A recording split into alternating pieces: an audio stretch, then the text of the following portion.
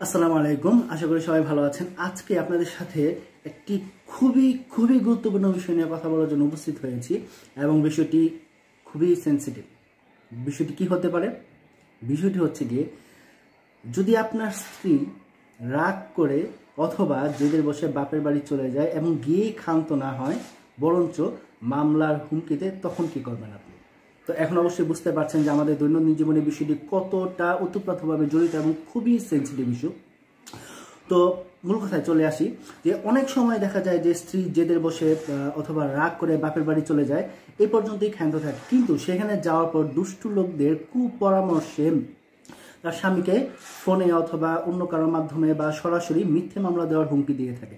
এবং এটা এমন একটি সিচুয়েশন বা এটা এমন একটা ওয়ার্ড একটা সিচুয়েশন, যে সিচুয়েশনের বিরুদ্ধে আসলে আইনে স্পেসিফিক কোনো বিষয়ে উল্লেখ করাও নেই। তবে এই যে সিচুয়েশনটা ক্রিয়েট হয়, এই সিচুয়েশনটা থেকে আমরা দুইভাবে উতরে যেতে পারি। তো প্রথম যে বিষয়টি হচ্ছে সেটি হচ্ছে, আপনি আপনার সাথে যদি এরকম কোনো কিছু হয় যে আপনার স্ত্রী রাগ করে অথবা জেদের বসে বাপের বাড়ি চলে গিয়েছে এবং সেখানে গিয়ে কোনো না কোনো দুষ্ট লোকের কুপরামর্শে আপনাকে এরকম মামলা করার হুমকি দিচ্ছে যে সে নারী নির্যাতনের মামলা করবে অথবা যৌতুকের মামলা করে দিবে, তো সেই ক্ষেত্রে আপনি যে কাজটি করবেন, প্রথম কাজটি হচ্ছে আপনার স্ত্রীকে একটি লিগ্যাল নোটিশ পাঠাবেন এবং সেই লিগ্যাল নোটিশে দুইটি বিষয় অবশ্যই অ্যাড্রেস করে দিতে হবে। সেটি হচ্ছে যে এত তারিখের মাঝে তুমি বাসায় ফিরে আসো, এবং দ্বিতীয় যে বিষয়টি হচ্ছে যে আমরা মিউচুয়াল হয়ে গিয়ে সুন্দর করে একত্রে সংসার করব, যেন আমাদের ভবিষ্যৎ আরও সুন্দর হয়। তো এই যে আপনি এই দুটো জিনিসকে অ্যাড্রেস করে লিগ্যাল নোটিশটি দিলেন, তো পরবর্তীতে যদি আপনার স্ত্রী নারী নির্যাতন কিংবা সেই যে যৌতুকের মামলা করতে চায়, তাহলে এই লিগ্যাল নোটিশটি আপনার পক্ষে কথা বলবে।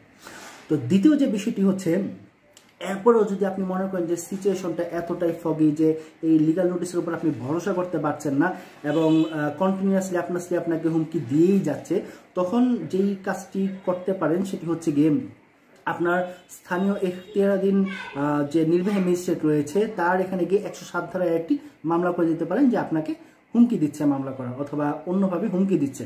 তো এই যে 107 ধারার অধীন এখতিয়ারাধীন নির্বাহী ম্যাজিস্ট্রেটে আপনি মামলাটি করবেন, এটার যে উপকারিতাটা সেটা হচ্ছে গিয়ে, মামলা রুজু হওয়ার পর আপনার স্ত্রীকে কোর্ট ডাকবে এবং ডেকে তাকে সবকিছু জিজ্ঞাসা করবে বা তার কথা শুনবে। শোনার পর কোর্ট তাকে হচ্ছে একটা মুচলেখা দিবে। এই যে মুচলেখাটা দিবে, তো দেওয়ার পর সে কিন্তু এই কোর্টের বাহিরে গিয়ে বা এই যে মুচলেখাটা সে দিয়ে আসলো, এরপর কিন্তু সে আপনাকে আর কোনো মামলার হুমকি দিতে পারতেছে না। তো এই যে এই দুটো বই যদি আমরা বাই চান্স যদি এরকম সিচুয়েশনের সাথে আমরা জুড়ে যাই, তাহলে এই দুটো বই যদি আমরা অবলম্বন করি, তাহলে এই সিচুয়েশন থেকে খুব সহজে আমরা উঠতে যেতে পারি। তো আজ এই পর্যন্তই। ভালো থাকুন, সুস্থ থাকুন সবাই। যারা আমার চ্যানেলটি এখনো সাবস্ক্রাইব করেনি, সাবস্ক্রাইব করে ফেলুন। আর যদি ভিডিওটি ভালো লাগে তাহলে শেয়ার করতে ভুলবেন না। আসসালামু আলাইকুম।